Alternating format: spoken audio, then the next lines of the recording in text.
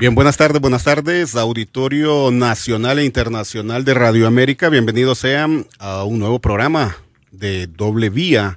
En ausencia de nuestro coordinador, el licenciado Rodolfo Colindres Erazo, su servidor Ricardo Antonio Castillo estará estos 55 minutos de este miércoles 30 de septiembre con ustedes, llevándoles un tema importante, ya que esta semana ha iniciado lo que es la campaña política, así que hemos invitado a una de las personas que sabe sobre temas económicos, ya que los candidatos a la presidencia de la alianza del Partido Liberal y el Partido Nacional ya han dado a conocer sus propuestas de gobierno para el próximo 4 años, así que vamos a estar abordando lo que ellos han expuesto a sus seguidores para ver si es viable que se realicen estas propuestas para el gobierno y de quién pueda ganar la contienda en noviembre próximo. Así que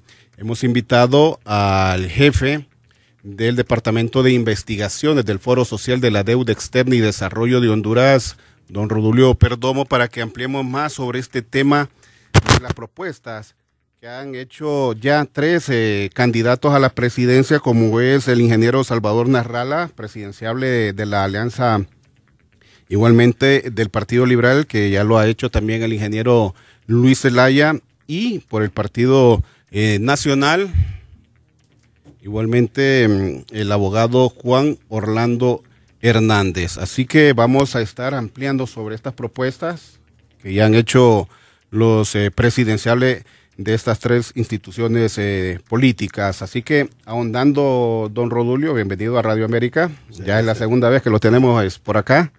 Así que iniciando es lo del presupuesto, porque ya se está conformando, se va a presentar al Gabinete Económico en Consejo de Ministros para que el presidente lo apruebe y sea enviado al Congreso Nacional. Ya el ministro de Finanzas ha manifestado que se puede dar un aumento de entre el 7 a 8% por la ley de responsabilidad fiscal. Así que esperamos que en los próximos días ya sea público la cantidad que el presidente de la República vaya a aprobar para el año fiscal 2018. Don Rodulio, buenas tardes, bienvenido, para que ondemos un poco más ya iniciando también sobre el presupuesto. ¿Qué se espera por parte del FOSDE?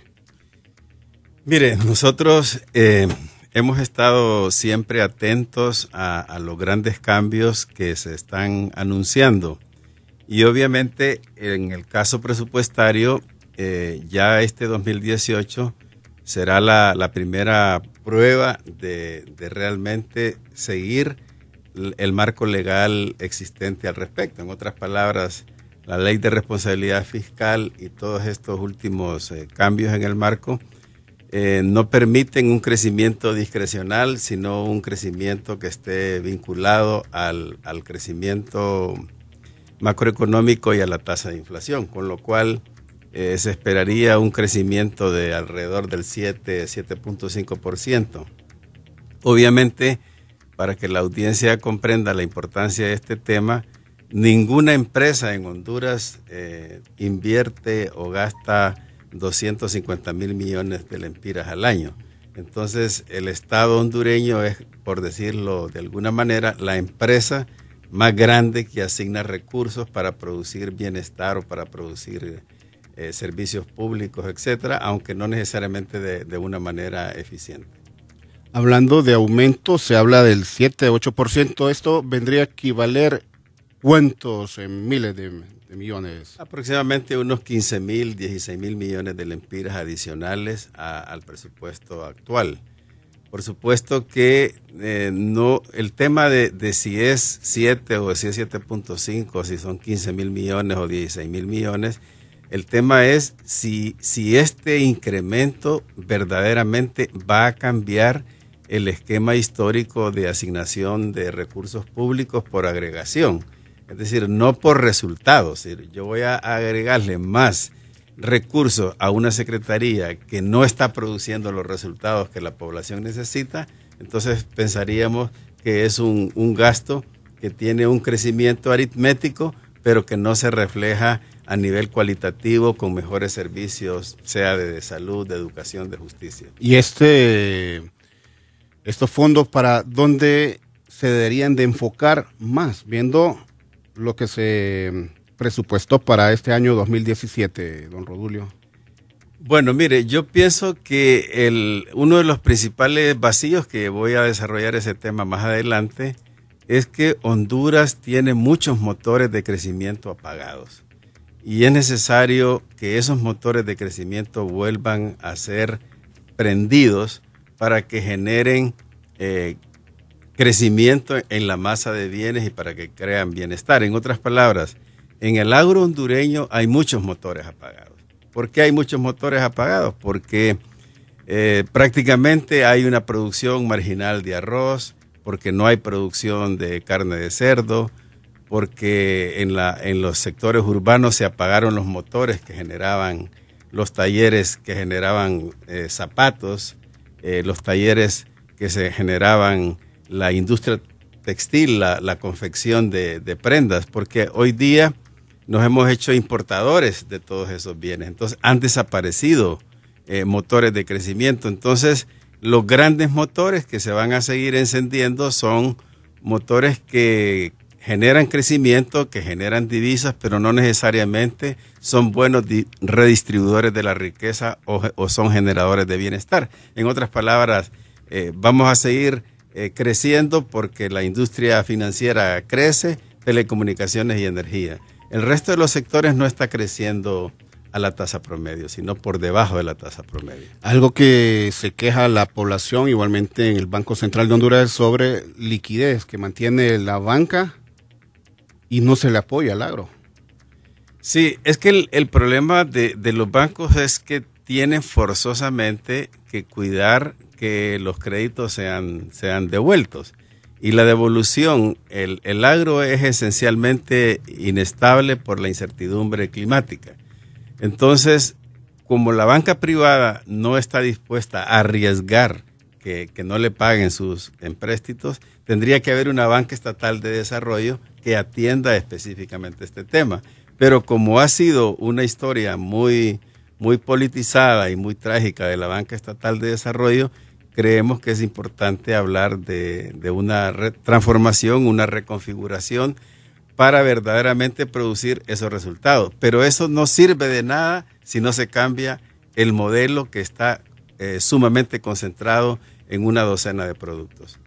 Pero aquí es la variación, para que no se concentre, como dice usted, en estos productos y también apoyar el agro, porque hemos visto que el año anterior, igualmente se han dado cosechas récord, hablando de frijoles que se están exportando. Igualmente va a crecer la cosecha de arroz, que se espera que sea mayor a la del año anterior. Y esto ya es un beneficio para los productores y que puedan tener acceso a crédito por parte de la banca. Yo diría que sería un beneficio neto para los productores si no existiese el sistema de intermediación comercial que existe en el país.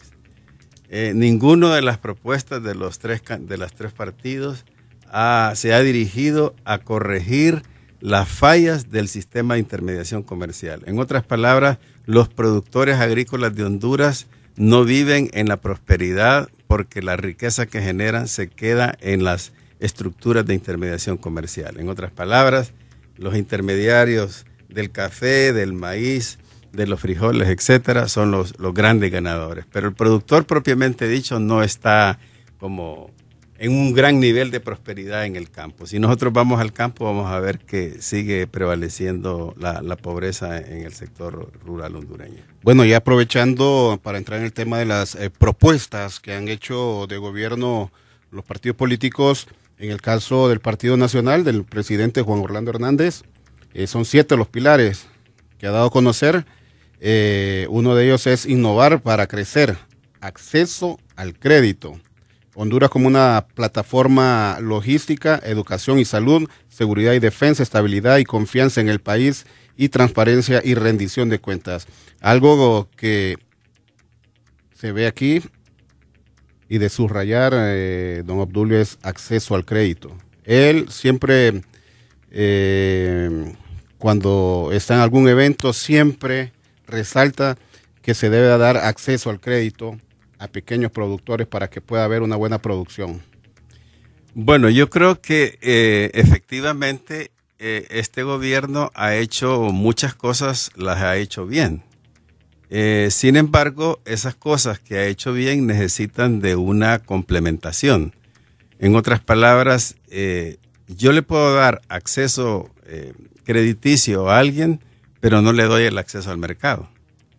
Entonces la persona se endeuda y cuando tiene aquel montón de productos no hay a dónde venderlos. Entonces necesito complementar el modelo de acceso crediticio con un modelo de acceso a nuevas redes de comercialización, tanto nacionales, regionales como internacionales. Entonces diríamos que para que la jugada sea completa, además del acceso al crédito, necesito capacitar al gran productor para que no siga colocando sus recursos en esa red de coyotes que se quedan con la riqueza. En otras palabras, necesitamos centrales de abasto donde se fija el precio de los bienes en función, diríamos, de la oferta y la demanda y no en función de los intereses de un grupito de personas que en los mercados populares controlan el precio de los bienes.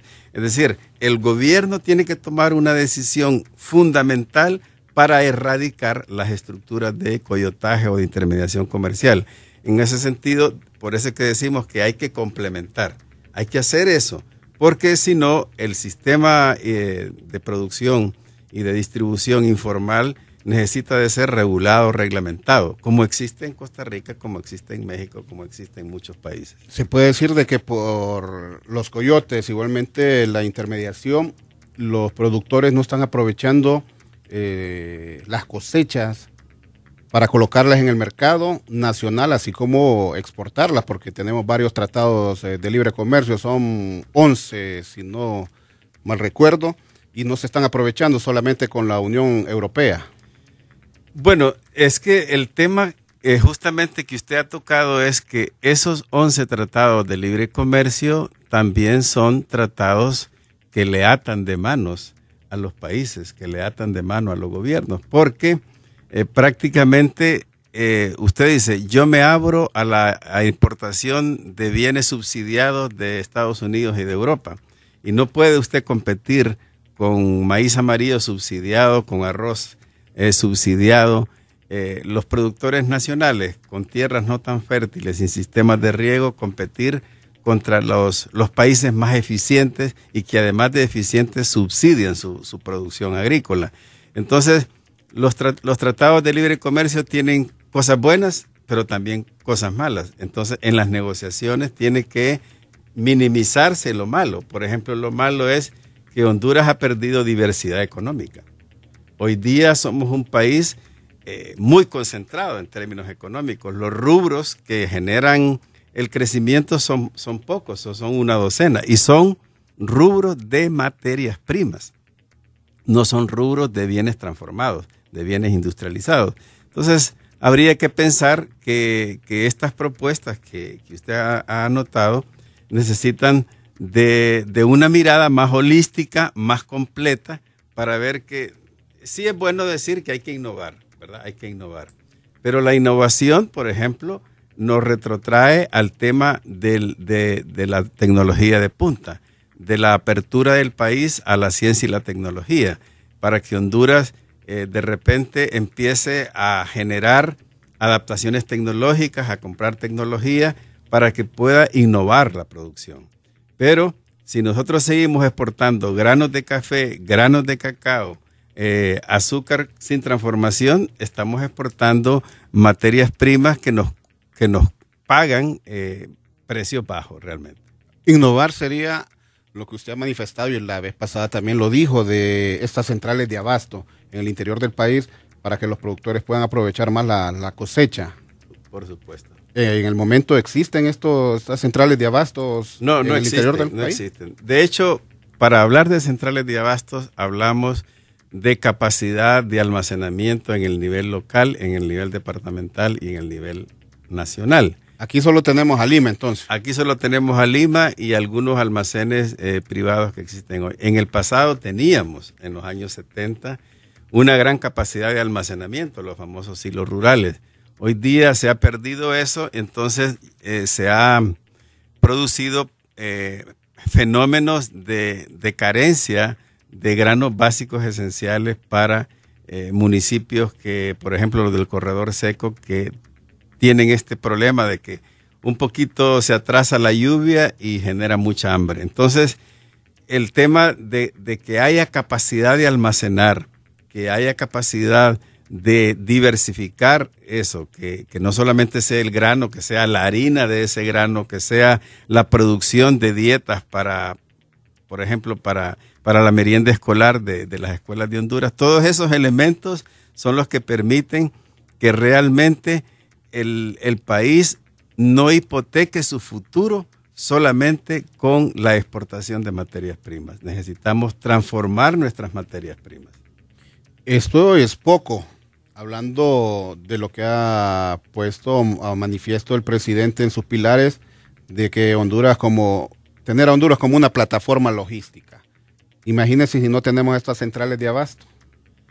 Sí, yo creo que el presidente se refiere a una plataforma logística como Panamá, ¿verdad? Que es un sitio logístico por excelencia, donde no solamente pasan los buques, sino que hay almacenes para diversificar la posibilidad de servir al Atlántico y el Pacífico y tener un sistema de transporte eficiente de mercancías que sea atractivo a diversos países. Obviamente, para eso se necesitan de cambios sustanciales en materia de puertos, en materia de aeropuertos, y creo que se ha iniciado algo de eso. No es tan fácil en el Pacífico, pero sí tenemos la ventaja de tener puertos profundos en el Atlántico, que de hecho son aprovechados por El Salvador y Nicaragua, que no tienen esa facilidad. Ahorita solo hablamos entonces de Puerto Cortés, en la empresa nacional portuaria. Prácticamente Puerto Cortés y algo que se ha iniciado en Puerto Castilla, pero Puerto de Tela está inactivo.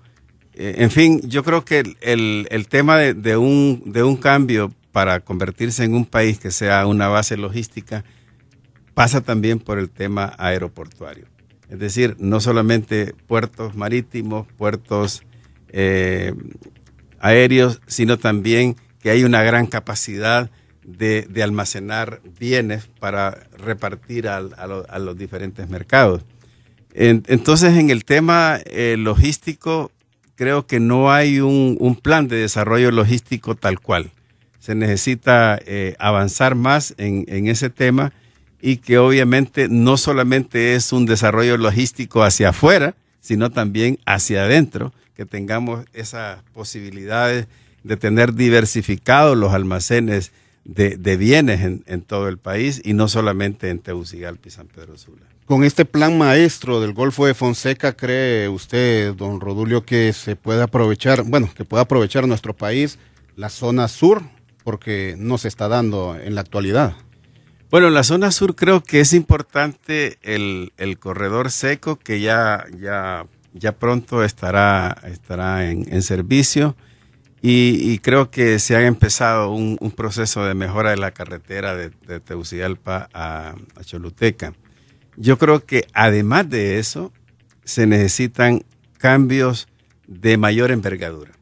En otras palabras, por ejemplo, unir Amapala con tierra firme podría ser una inversión que no es tan grande como para decir que es imposible hacerla, y diversificar la infraestructura carretera e incluso hablar del tema del ferrocarril. Imagínense que Estados Unidos tiene más de 350,000 kilómetros de ferrocarril y nosotros tenemos como, no sé, unos 80 kilómetros.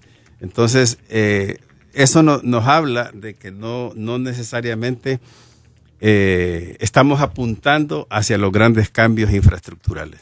Ahora, ¿cómo se le puede dar estabilidad y confianza al país, viéndolo desde la materia económica?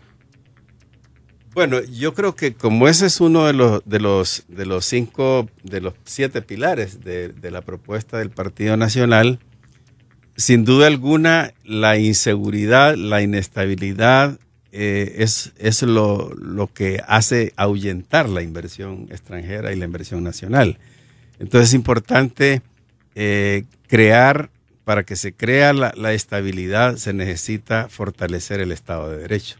En otras palabras, para que brille el imperio de la ley. En otras palabras, necesitamos pasar de la debilidad, de la fragilidad institucional, a una fortaleza institucional donde se respete el marco legal y donde existan ningún sector que escape del imperio de la ley. En Honduras no tenemos un buen sistema institucional, es muy frágil, existen leyes pero no se cumplen y se ha empezado a crear un pequeño fortalecimiento que de alguna manera está vinculado al tema de la MASI, porque lo más notable en Honduras es la inseguridad en el tema de la justicia. La impartición de justicia no es necesariamente una característica que habla bien de Honduras.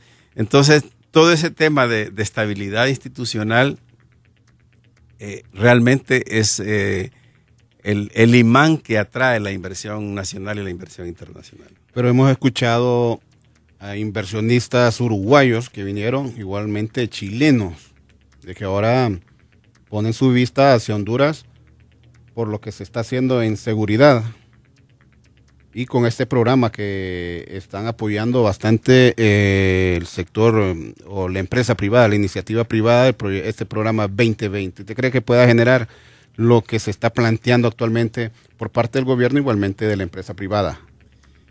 Sin duda alguna, se han dado pasos muy interesantes, muy importantes en el fortalecimiento del Estado de Derecho. No podemos negar que eso se ha logrado. Obviamente falta mucho por hacer y sin embargo esos avances, esos pequeños y medianos avances son vistos por los observadores internacionales como algo que amerita que se pueda invertir en el país. Por ejemplo, todo el tema de narcotráfico, de crimen organizado, no podemos negar que hay avances en ese tema y que esos avances obviamente son bien vistos por los inversionistas. Pero obviamente no es solamente el tema de narcotráfico, de crimen organizado, sino en general el tema de la impunidad. Se cometen 100 delitos y de esos 100 delitos se castigan 5. Entonces los otros 95 quedan invitados a seguir delinquiendo. Entonces necesitamos verdaderamente fortalecer todo el proceso. Realmente la impartición de justicia es un proceso que arranca desde la propia comunidad, desde el propio hogar. De venir inversionistas extranjeros a nuestro país, ¿usted cree que los pequeños productores puedan competir? Porque aquí hay un mensaje, el 97590843, que dice que en Comayagua siembran orientales, pero un colombiano puso 6 empacadoras, dice, y monopolizó el precio de la compra, lo paga baratísimo y ya no es negocio para ellos. Bueno, es un buen comentario de parte de la audiencia. Recordemos que en Comayagua, para evitar que sectores dominantes con mucho dinero lograran controlar la producción del Valle de Comayagua, se creó la cooperativa Fruta del Sol, que fue en su momento una buena respuesta a este problema de la presencia de grandes inversionistas que llegan a controlar los precios, etcétera. Entonces, si las 3 propuestas de los 3 candidatos no toman en cuenta que en una economía de mercado, si no hay un ente regulador que cuide los intereses de los pequeños y de los medianos, prácticamente vamos a tener otra vez un gobierno plutocrático donde los sectores económicos más hegemónicos, con más poder económico, se quedan con la mayor parte de la riqueza. Entonces, para evitar eso, es la organización de los productores, la organización de los productores con fines de exportación agrícola, la organización de los productores de frijoles. Ese tipo de cosas tienen que nacer del propio seno de la institucionalidad, promover la organización de estos actores que han estado dispersos, atomizados, porque ya no hay quien los defienda. Las ligas campesinas, las organizaciones campesinas no defienden al pequeño productor. ¿Ha visto usted una manifestación de las organizaciones campesinas pidiendo, clamando porque se logre leyes que promuevan la organización de los productores agrícolas? ¿Se fortalecen entonces o debería de fortalecerse entre ellos para poder hacerle frente a los inversionistas extranjeros que vengan y así puedan defenderse ellos solos? Porque si las organizaciones campesinas, como se denominan, que están casi todas aquí en la capital de la República y no los defienden. Claro. Es que, digamos, eso tiene que ver con este pilar de la innovación. Si usted dice, yo le digo a un productor de 5 manzanas de café que innove y que transforme, le estoy diciendo que cree una marca comercial de café, que tenga un pequeño, una pequeña torrefacción y que tenga un sistema logístico para vender en el país y en la región y fuera de la región. Y usted dice, es imposible que alguien que tiene 5 manzanas tenga capital para tener todos los eslabones de agregación de valor. Entonces, eso solo se puede hacer si ese pequeño productor de 5 manzanas se asocia con 10,000 productores más y empiezan a tener una marca común, los 5,000 productores, y empiezan a visitar mercados como cooperativa de productores, como asociación de productores. Pero en una economía de mercado clásica, el grande se come el pequeño. Y eso es lo que necesitamos, que haya un buen marco regulatorio para impedir eso.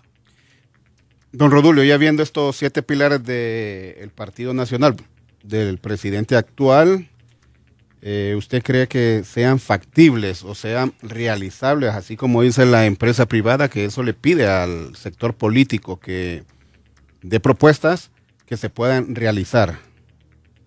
Mire, yo tomé los 7 pilares de la propuesta del Partido Nacional, los 11 puntos estratégicos de la Alianza y los 5 ejes temáticos del Partido Liberal, que son 24 declaraciones de cosas intrínsecamente buenas, pero que dejan algunos vacíos. Es decir, yo creo que los 7, los 11 o los 5 ejes temáticos del Partido Liberal, todos tienen cosas interesantes que se pueden concretar. Sin embargo, habrá que reflexionar sobre aquellas que sean o no sean sostenibles. Por ejemplo, eliminar los peajes, eliminar el impuesto sobre ventas o producir servicios públicos de agua y energía gratis. Toda esa temática suena bien a los oídos de los electores. Populismo. Exactamente, pero la capacidad de sostener ese tipo de regalos no es tan fácil. Es decir, a nosotros nos encantaría decir que vivir en un país donde no se pagan impuestos, donde todo es azul, pero realmente la realidad nos exige de que necesitamos que todos paguen impuestos para financiar aquellos bienes públicos que no se pueden producir por manos privadas. Me refiero a salud pública, impartición de justicia, infraestructura, seguridad humana. Todo eso tiene un costo y necesitamos que haya generación fiscal. Sin embargo, los 23 no hablan de corregir la regresividad fiscal.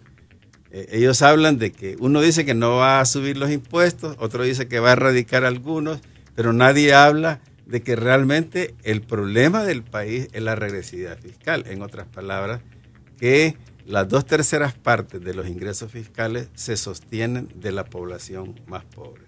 En otras palabras, la clase media y la clase pobre es la que paga los impuestos y la clase, digamos, de mayores ingresos se ha acostumbrado a la exoneración fiscal y prácticamente paga muy pocos impuestos o en algunos casos no pagan impuestos. ¿Cuánto es el porcentaje que pagamos nosotros entonces, los pobres, en impuestos? El 66% de los impuestos que se generan en Honduras es pagado por por los sectores de bajos ingresos y por la clase media. Entonces realmente que un partido nos hable de corregir la regresividad fiscal, nos está hablando de un pacto fiscal. Y ese pacto fiscal necesita de un diálogo con el gran empresariado nacional, con el gran empresariado transnacional, con las personas naturales, con los docentes, por ejemplo, que no pagan impuestos. Es un gran diálogo donde todos nos comprometemos a pagar impuestos para financiar un mejor desarrollo. Pero no es simplemente ofertando, voy a quitar los impuestos, voy a bajar esto, voy a hacer gratis esto. Yo creo que eso tiene una configuración más bien populista. ¿Qué ha ocurrido con el pacto fiscal? Porque yo lo vengo escuchando desde que entré a la fuente económica hace como 3 años. Vengo escuchando el pacto fiscal, pero cuando ustedes lo socializan no he visto a grandes empresarios que estén ahí. Mira, el problema es que hay una necesidad del pacto fiscal, pero necesitamos persuadir, convencer a la clase política, a los empresarios, de que es necesario este pacto fiscal. Nosotros como FODE formamos parte de la Alianza del Pacto Fiscal y nos proponemos a hablar con todos los partidos para convencerlos que ese es un tema capital del país. Porque prácticamente, ¿por qué no hay cambios tan importantes en materia de pobreza? Porque usted empobrece a la población cobrándole la mayor parte de los impuestos que hay en el país. Entonces, no es posible que usted promueva el bienestar si le da, digamos, el bono por un lado y por otro lado le quita los impuestos, que es el 15, el 18% y todos los selectivos al consumo. Entonces, la gente pobre cree que no paga impuestos, pero cuando la gente prende un fósforo, está pagando impuestos. Cuando se toma un refresco de soda, está pagando impuestos. Cuando se toma una cerveza, está pagando impuestos. Cuando se toma un trago de aguardiente, está pagando impuestos. Realmente el asunto es que en Honduras tenemos problemas en materia de equidad horizontal y equidad vertical. En otras palabras, hay sectores que se acostumbraron a funcionar sin pagar impuestos. Y hay sectores geográficos del país donde no se paga impuestos. Sobre el tema, nos ha llegado un mensaje aquí a la plataforma de la radio que dice, bueno, es del 9807-0014. Dice, pero ¿por qué solo hablan de cargar impuestos si se apropian de empresas como Portuaria, que genera millones y millones diarios, y ese ingreso no llega a la tesorería de la República y se va a bolsa de unos 3 que ya sabemos quiénes son? Y otro de los mensajes está hablando del sector agro, dice, aquí nadie de los políticos, bueno, este es del 98840316. Hola, dice, aquí nadie de los políticos se preocupan por los campesinos cuando va en alza el maíz. El gobierno congela el precio y cuando está barato, que el gobierno nada, bueno, no lo entendemos aquí, que nada hace el gobierno, nada, y las cosas y las casas comerciales, me imagino que quiere decir, ¿quién lo congelan los insumos? No le congelan los insumos.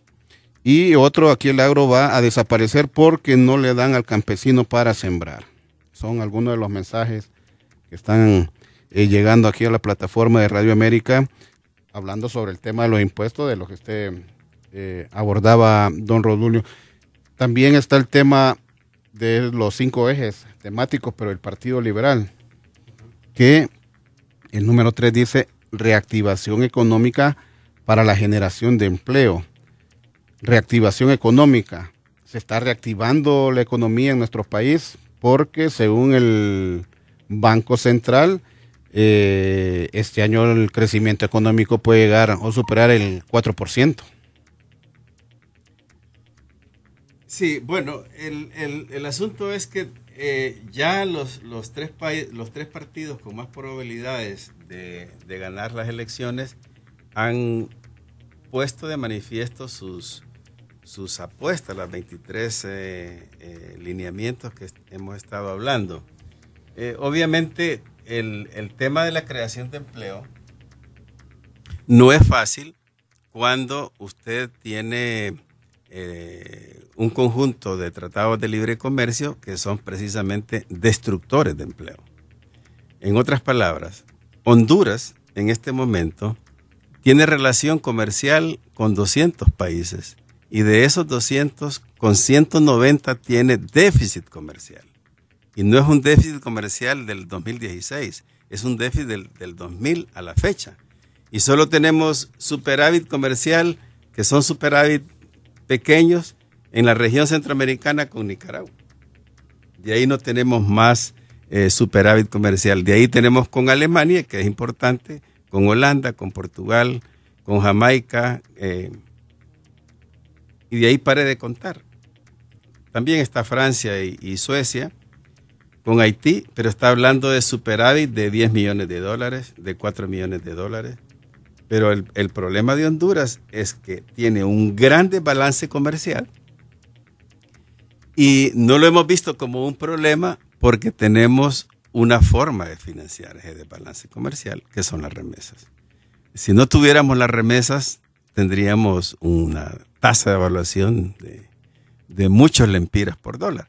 Entonces, el problema es que el modelo económico que tenemos abre a la economía de Honduras a aquellos países que tienen gran capacidad competitiva y, por tanto, nos volvemos deficitarios con 190 países del mundo y apenas solamente con 10 tenemos un superávit. Entonces, ese tipo de inserción económica del país necesita de un complemento. Necesitamos complementar para fortalecer la diversificación económica. Y lo que nosotros hemos apostado es a fortalecer palma africana, fortalecer la exportación de cacao, fortalecer la exportación de azúcar.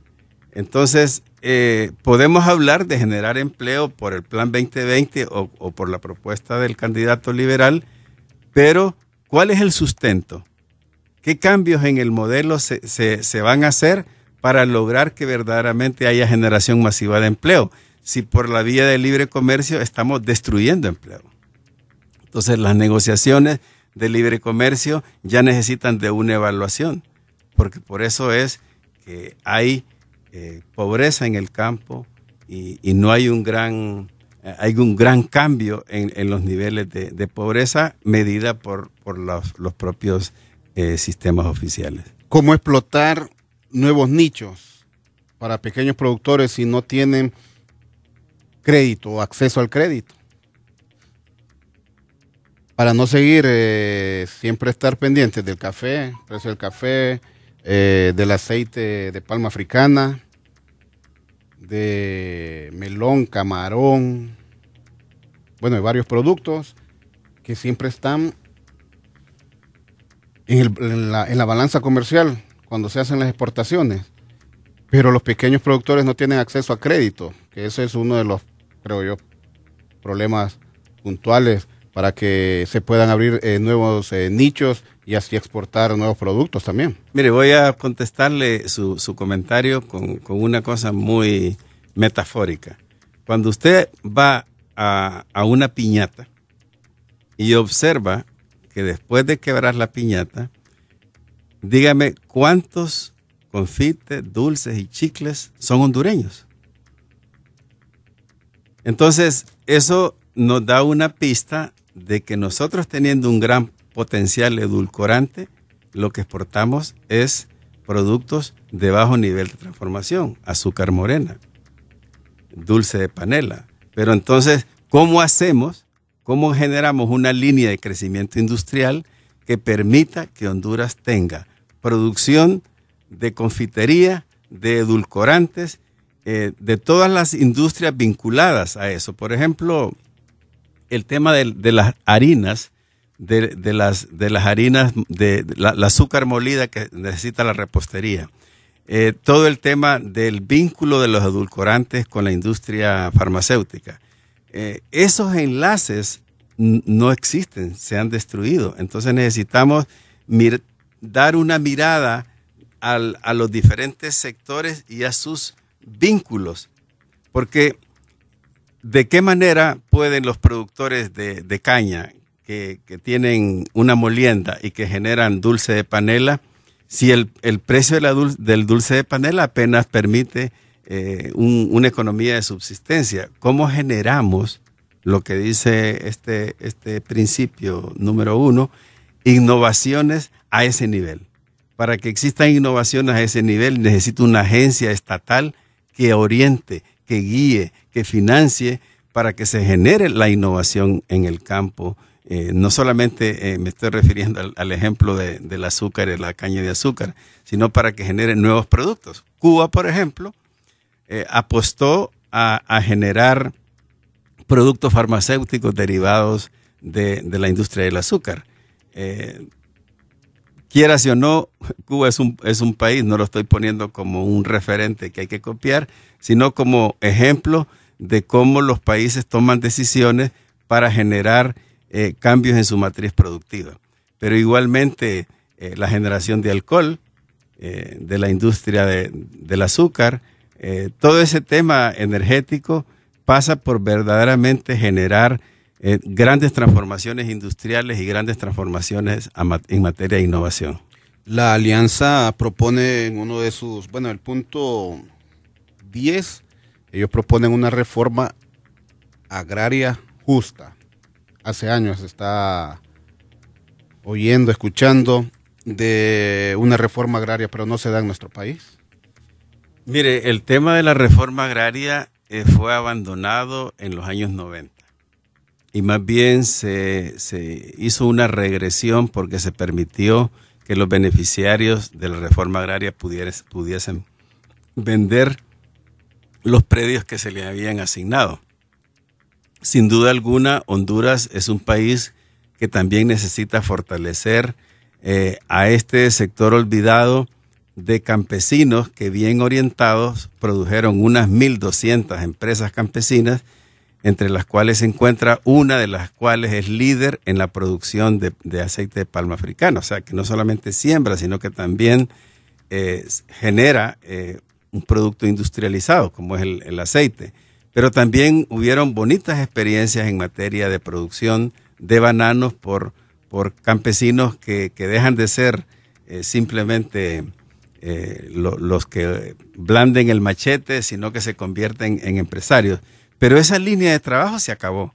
Es decir, la reforma agraria dejó de ser importante y ahora lo que se habla es de generar justicia fiscal comprando tierras. Pero yo creo que el país, ese es un tema que también debe ser objeto de un pacto social donde se reactive la mejor distribución de los bienes patrimoniales que permiten precisamente aumentar la riqueza. Uno de los puntos, don Obdulio, que se mira en la propuesta de los candidatos ya mencionados, Partido Liberal, Partido Nacional y de la Alianza, es el programa de promoción de la producción agropecuaria. Dice, se dará acceso a créditos con bajos intereses a todos los productores con salvaguarda de sus patrimonios y con seguros para su producción de vegetales, animales o forestales. Se habla también de las cajas rurales que se instalarán a nivel nacional. ¿Es factible esto? Yo creo que sin duda alguna una persona que necesita 10,000 empiras para sembrar una manzana de maíz y no hay nadie que se lo preste y aparece una entidad que se lo preste, sin duda alguna eso es bueno.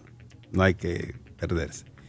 El problema es que usted no puede de una manera dar prestado y al mismo tiempo decir el precio del maíz lo voy a controlar. Entonces, una cosa que es buena y otra cosa que es mala. Porque si usted controla el precio de todos los bienes, un Estado que empieza a emitir regulaciones de esta naturaleza, lo que está diciendo es, produce lo que quieras, pero el precio de mercado yo lo controlo. Y ese precio es bueno porque yo necesito que la canasta básica esté siempre accesible a los sectores que ganan poco. Entonces ahí vemos que ahí necesitamos poner a conversar todas estas medidas. Yo prefiero un sistema de remuneración meritocrático, donde la gente gane salarios según el mérito y que sea capaz de comprar bienes cuyos precios no son controlados por una entidad estatal que lo puede hacer con fines políticos. Entonces yo creo que esas partes necesitan de ser dialogadas, debatidas, porque obviamente nosotros no tenemos la verdad. La verdad se construye debatiendo con otros. Pero lo que yo le estoy diciendo son cosas que ya se vieron en Chile, que ya se vieron en Perú, que ya se vieron en muchos países donde el Estado hiperregulador termina por inhibir la actividad empresarial. Viendo los 3 puntos de los partidos que han dado estas propuestas, acceso al crédito, aquí también hablaba la alianza, este es el Partido Nacional, acceso al crédito, uno de sus puntos. La alianza, programa de promoción de la producción agropecuaria, que también es acceso al crédito, y el Partido Liberal. ¿Cómo se puede hacer o que los pequeños productores tengan acceso directo, pero que sea de verdad, para que puedan hacer o tener producción aquí en nuestro país? Porque tierra hay y es fértil, y que se pueda aprovechar, como dije anteriormente, en nuevos nichos, don Obdulio. Mire, yo creo que las experiencias de los países vecinos, yo conozco la experiencia peruana. Mire, nosotros en Honduras podemos enorgullecernos de decir que tenemos 50 moles, donde es muy cómodo y agradable ir a pasear con su familia, etcétera. Pero cuando vemos la economía popular que tiene lugar en el mercado San Isidro, en el mercado de las Américas, en los mercados populares de Honduras, vemos que cada vez vamos menos a esos mercados, porque son poco higiénicos, porque hay mucha inseguridad, porque hay muchas personas tiradas en el suelo, porque no es agradable no encontrar dónde parquear la moto o el vehículo, donde en general se perciben muy malos olores, donde uno tiene miedo de ir. Entonces, la gran falla de nuestros países es que se han generado islas de prosperidad y nos hemos olvidado de la economía popular. En el caso peruano, en un proyecto de más de 20 años, empezaron a surgir los moles populares, que allá se llaman polvos azules, donde esos moles populares son casi iguales a los moles clásicos, pero usted ahí puede comer con toda seguridad, usted puede comprar con toda seguridad y tiene parqueo. Pero, ¿cuál es el problema del mamachepa hoy día? El mamachepa se está muriendo. Los mercados populares están en estado de abandono porque no es algo agradable. Es decir, usted puede decir, puede ser más barato que en un supermercado, pero te vas a ir a arriesgar la vida por 50 centavos de diferencia en la libra de una libra de tomate o lo que sea. Entonces, ¿cuáles son las políticas públicas dirigidas a la economía popular? Yo le pregunto a los 23 pilares de los 3 partidos. O sea, ¿cuál es la propuesta que tienen sobre el sector informal? ¿Cómo pretenden que el sector informal no se siga, digamos, como deteriorando? Porque cada día que usted va a encontrar ahí, yo le cuento que yo voy seguido a los mercados populares y ahí me encuentro a jóvenes sin camisa, con una botella de algo, inhalando un pegamento, o alguien que está tirado en la calle, y va usted con aquella inseguridad tremenda. Entonces, ¿quién produce eso? ¿Por qué no atacamos ese problema y le damos a la economía popular la posibilidad de generar empleo y de generar productividad en condiciones apropiadas? Don Rodulio, ahora con este tema que llama bastante la atención, porque todo el mundo dice luz eléctrica y el agua regalada o barata. Igualmente la cancelación de los cobros por peaje. Ya están las carreteras, hay que darle mantenimiento. Puede ser esta una iniciativa, si ya al gobierno, los de la alianza, que pongan a funcionar esto de la luz eléctrica y el agua bajos precios o gratis, o cancelar los cobros de peaje para tener unas buenas carreteras y así también tener un buen comercio. Esto porque aquí se ve bastante el traslado en los cabezales y en las rastras. ¿Es factible esto? Bueno, el problema que yo le decía es que muchas de estas cosas se oyen bien, pero no son sostenibles. Igualmente, con la misma energía que uno pueda criticar esas propuestas, yo también podría decir que la propuesta de transparencia del Partido Nacional debiera decir: me comprometo a derogar la ley de los secretos, me comprometo a transparentar las alianzas público-privadas, me comprometo a generar una verdadera transparencia. Pero solo decirlo, como le digo, se oye bien, pero si no hay un compromiso real de decir voy a la transparencia total para que el Estado democrático se fortalezca. Pero lo digo, pero no me comprometo con las cosas concretas, como por ejemplo, a mí me incomoda la ley de los secretos. Yo creo que no debe existir una ley de secretos.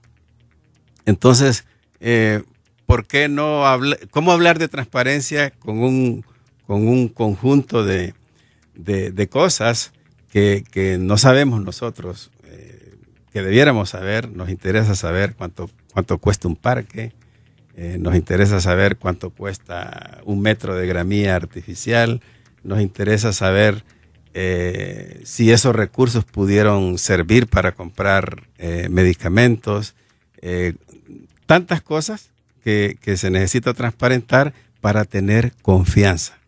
Es importante empezar a tener confianza en los gobernantes. En Honduras tenemos una cultura de la sospecha, de sospechar de todo, y realmente no es justo que podamos tener una sociedad coherente, consistente, si todo el que me encuentro en la calle, yo ya lo tipifico como un ladrón público, como lo que sea.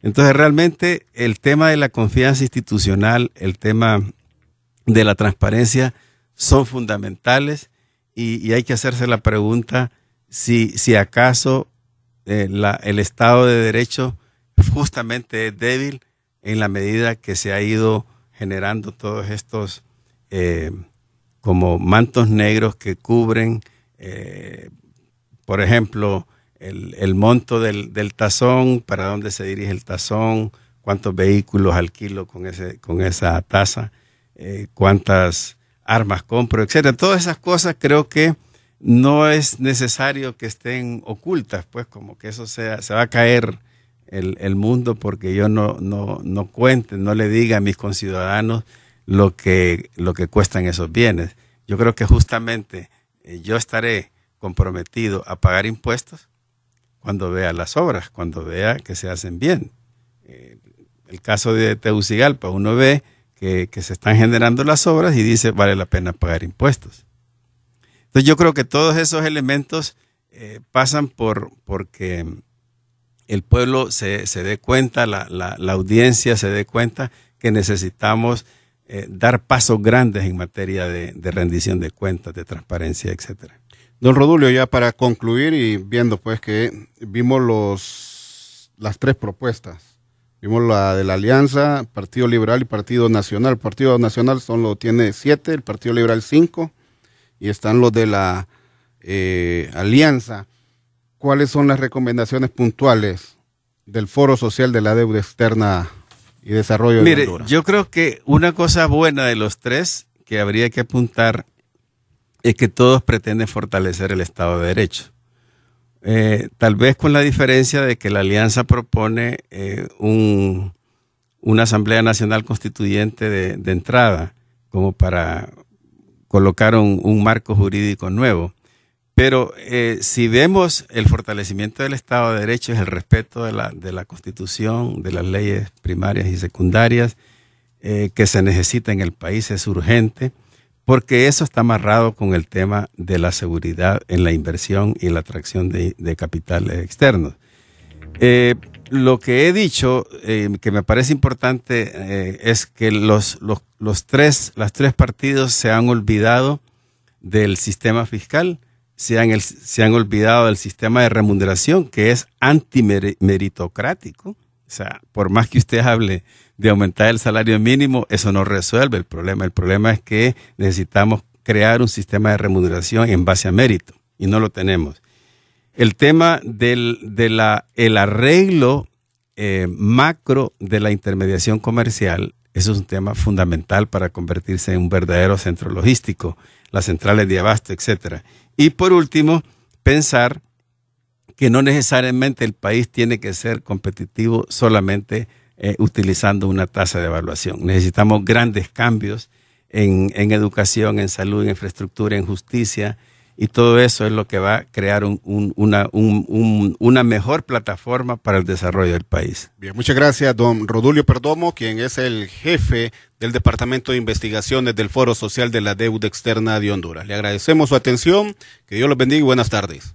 Radio América presentó Doble Vía, su sitio en el dial con los protagonistas de la noticia. Suscríbase al podcast de Doble Vía desde su dispositivo Apple y sintonícelo en cualquier momento.